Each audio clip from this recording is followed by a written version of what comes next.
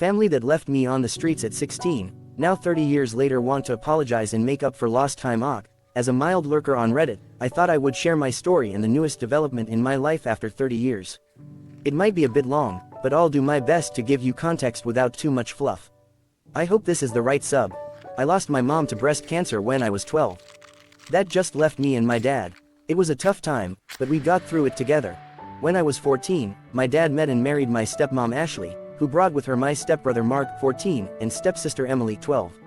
I got along with Ashley and Emily really well, but Mark, not so much. He and I were always getting into arguments and fights. My dad always told me to give Mark a break because he had been the man of his house for a while, and this was all new for him. As if it wasn't new to me too. Anyway, when I was 15, I met a girl at school named Lisa, and we started dating, as much as one can date at 15. However, Mark apparently had a crush on her and was mad that I asked her out. He started a fight over it, and my dad had to intervene once again. Somehow, I was made to be the bad guy. One day after my 16th birthday, my stepmom was putting away my laundry and started yelling, which was awkward because my girlfriend Lisa was there.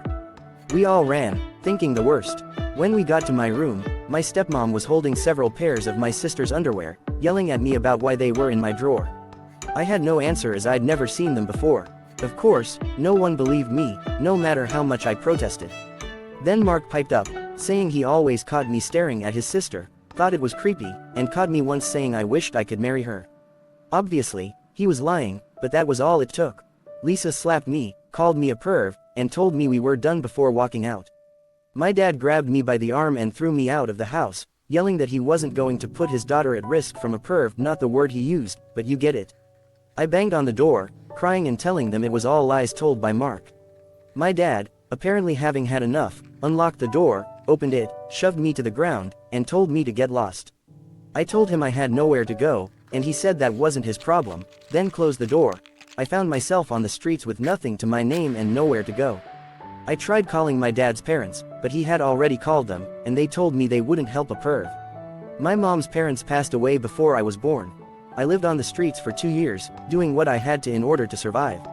No kid should have to do what I did just to live, just saying. There were some really dark days. Lots of therapy later in life helped me with this. Shortly after I turned 18, I found a job working at a boxing gym, states away from where I began this horrible journey. I worked there for years, learned the sport, never going to beat Mike Tyson, but I was good at it, which helped me with my hate and anger.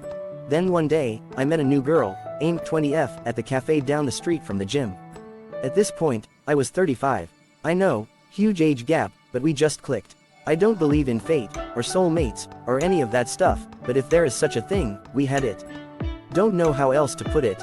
We dated for 2 years and then got married. Her dad was an electrician and hired me afterward. I think mostly to ensure I could support his daughter and to keep me in check. He never said this, but as a dad, I get it now. Well, 15 years later, we are still together with 4 beautiful daughters. I just passed my master's license as an electrician, thanks to my wife for pushing me to get my GED. She has been my rock, my cheerleader, my overall support through all this, and I can't tell her enough how much she changed my life and how much I love her. About 5 years ago, I received an unexpected letter from a law firm. My late maternal grandparents had left behind a substantial estate, and I was the sole beneficiary. Apparently, they had invested wisely, and the inheritance was significant enough to set me up for life. I used the money to buy a beautiful home for my family, invest in my daughter's futures, and start my own electrical contracting business, which has become quite successful. A few months after inheriting the estate, I was at a local charity event when I ran into an old friend from high school, Jake. We hadn't seen each other since I was kicked out, but he recognized me immediately. We spent hours catching up, and I learned that Jake had always wondered what happened to me. I tried to find you, he admitted. But your dad said you had gone to live with other relatives. I didn't know you were on the streets. Jake's words brought back a flood of memories, both good and bad. It was a bittersweet reunion, but it reminded me of how far I'd come and the importance of genuine connections. Jake and I stayed in touch, and he became a trusted friend and confidant once again. My life now is filled with joyous moments with my family. One such moment was attending my eldest daughter's school play. Watching her perform on stage, seeing her confidence and joy, filled my heart with pride. My wife, AIM, and our other daughters cheered loudly, our love and support evident to all. These events are the highlights of my life, starkly contrasting with the loneliness I once felt. During a recent therapy session, I talked about my past, my current happiness, and the email from Emily. My therapist reminded me of the importance of acknowledging my feelings and the progress I've made. The sessions have been crucial in helping me process my trauma and build a fulfilling life. Earlier this year, my electrical contracting business received a major industry award for excellence in service. It was a proud moment, knowing that my hard work and dedication had paid off. My employees and I celebrated this achievement, and it was another reminder of how far I had come from those dark days on the streets. A few months ago, I was publicly recognized at a community event for my contributions and support for local charities, particularly those helping homeless youth and cancer research in memory of my mom. Standing on that stage, receiving applause and gratitude, was surreal. It was a testament to the life I had built and the positive impact I was making. Just this last weekend, I received an email from my stepsister, Emily. Not sure how she got my email address, but I know it isn't hard via the internet. It's not like I've been hiding. Mind you, I'm now pushing 53, so it's been 30 plus years since I've heard from any of them. It was a long email. I won't give you all of it, but the gist is that they now know the truth. Mark was drinking with his buddies on Friday, and somehow my name was mentioned.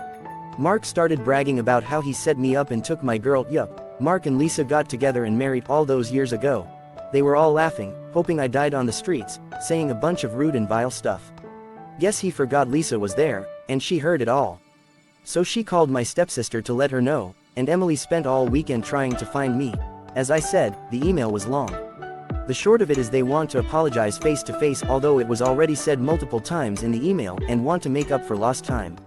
I'm indifferent to the idea.